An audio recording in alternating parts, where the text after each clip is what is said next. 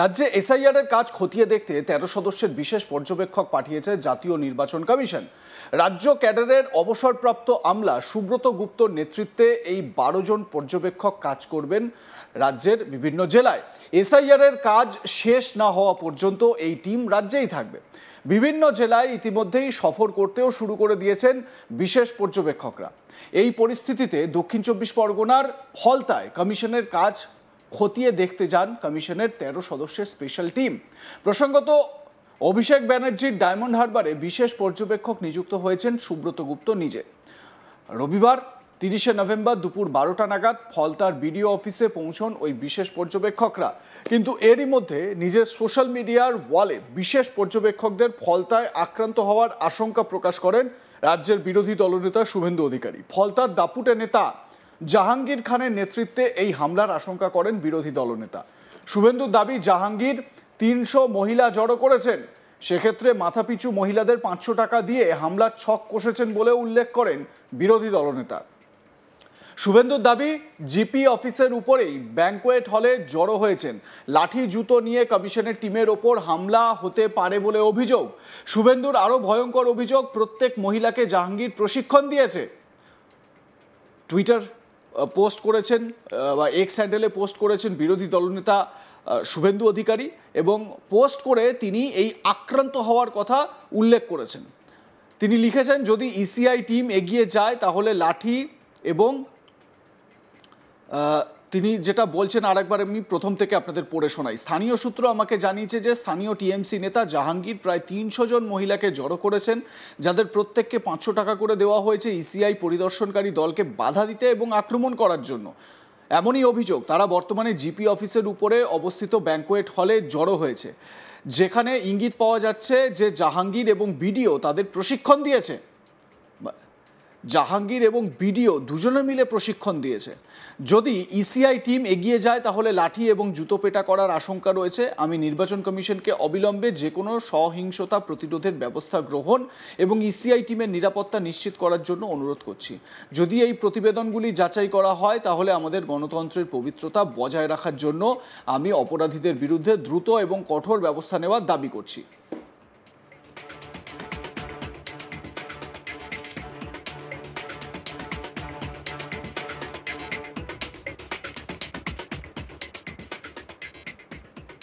শুভেন্দুর এই পোস্ট দ্রুত সোশ্যাল মিডিয়ায় ছড়িয়ে পড়ে। খবর পৌঁছয় রাজ্য নির্বাচনী আধিকারিক বা সিইও দপ্তরে। ফলে দ্রুত কমিশনের তরফে খোঁজখবর শুরু হয়। কিন্তু কমিশনের তরফে সিইও দপ্তর জানিয়েছে, ফলতায় যে পর্যবেক্ষক দল গিয়েছিল তারা কাজ শেষ করে নির্বিঘ্নে ফিরে এসেছেন। তবে শুভেন্দু অধিকারীর কাছে যে তথ্য বা শুভেন্দু অধিকারীর কাছে যে ইনফরমেশন রয়েছে, তাহলে সেটা কি ভুল, নাকি শুভেন্দু অধিকারী এই পোস্ট করার পরই ওইখানকার মহিলা ব্রিগেড কোনো রকমভাবে কোনো অ্যাটাকের পরিকল্পনা বা যার নাম শুভেন্দু অধিকারী নিয়েছেন জাহাঙ্গীর খানের কথা, সেই জাহাঙ্গীর খান এই প্ল্যানিং থেকে সরে এসেছেন যাতে নাম বদনাম না হয়। স্পষ্টত শুভেন্দু অধিকারী এক্স হ্যান্ডেলে লিখেছেন, তিনি লিখেছেন, দেখুন, স্থানীয় সূত্র আমাকে জানিয়েছে যে স্থানীয় টিএমসি নেতা জাহাঙ্গীর প্রায় ৩০০ জন মহিলাকে জড়ো করেছেন, যাদের প্রত্যেককে ৫০০ টাকা করে দেওয়া হয়েছে ইসিআই পরিদর্শনকারী দলকে বাধা দিতে এবং আক্রমণ করার জন্য। এমনই অভিযোগ। তারা বর্তমানে জিপি অফিসের উপরে অবস্থিত ব্যাংকোয়েট হলে জড়ো হয়েছে, যেখানে ইঙ্গিত পাওয়া যাচ্ছে যে জাহাঙ্গীর এবং বিডিও তাদের প্রশিক্ষণ দিয়েছে।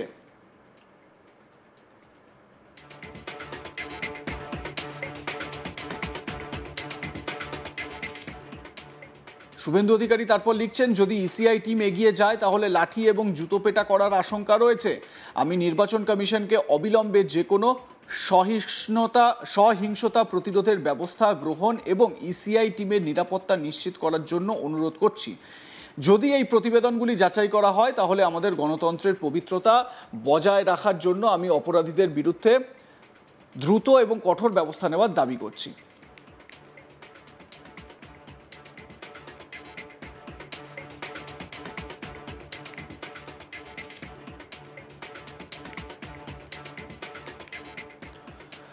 এদিকে শুভেন্দু অধিকারী পূর্ব মেদিনীপুরের নন্দীগ্রামে কয়েকদিন আগেই তিনি সাংবাদিক বৈঠক করেন। একটি কর্মসূচি ছিল তার, সেখানে তিনি বলেন, এক শ্রেণীর ইআরও এইআরও এবং আইপ্যাক বিএলওদের উপরে মানসিক চাপ তৈরি করে যে অপকর্ম করছে তা ধরা পড়বে।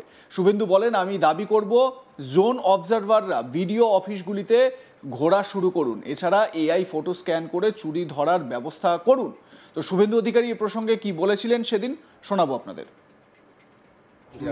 ইয়ারোদের নেতৃত্বে ওই মনোজ পন্থের উদ্যোগে 25-30 লক্ষ এইরকম বাংলাদেশি অনুপ্রবেশকারী মৃত ভোটারের নাম রেখে দিয়েছে।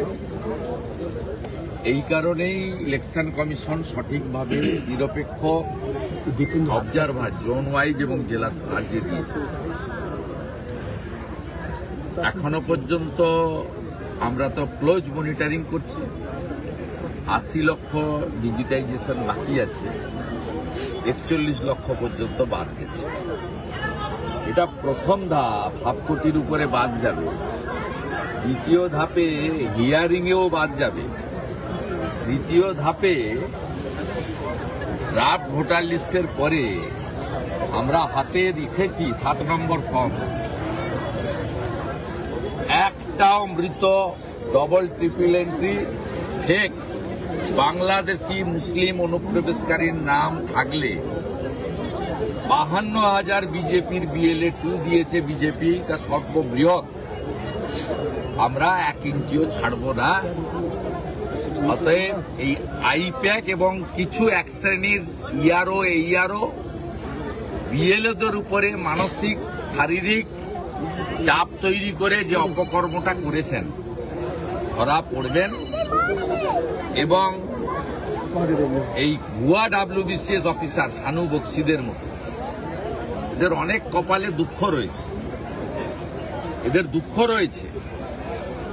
আমি দাবি করব জোন অবজারভাররা বিডিও অফিসগুলোয় ঘোরা শুরু করুন এবং এআই ফটো স্ক্যান করে এই চুরি চামারিটা ধরার ব্যবস্থা করুন। এর বাইরেও আধুনিক প্রযুক্তিতে শ্বশুরকে বাবা, বাবাকে শ্বশুর বানানোর খেলা ধরা যাবে, ধরা পড়বে। সঠিক এসআইআর হলে 1,25,30 লক্ষ লোকের নাম বাদ দেওয়া উচিত। এখানে 100% এসআইআর হবে না, তারপরেও 1 কোটির কাছাকাছি নাম বাদ যেতে বাধ্য। প্রথম রাউন্ডেই 1/2 কোটির বেশি নাম বাদ যাবে। সোফার মাই ইনফরমেশন অ্যান্ড নলেজ 41 লক্ষ নাম অলরেডি ডিলিটেড। অতএব আপনারা দিদির ভূত আর পিসির ভূত করুন আর দুধ করুন। এবারে আপনাদের মতামত জানান, দেখতে থাকুন আজ তাক বাংলা। সাবস্ক্রাইব করুন আমাদের ইউটিউব চ্যানেলটি, বেল আইকন প্রেস করুন নোটিফিকেশন পেতে।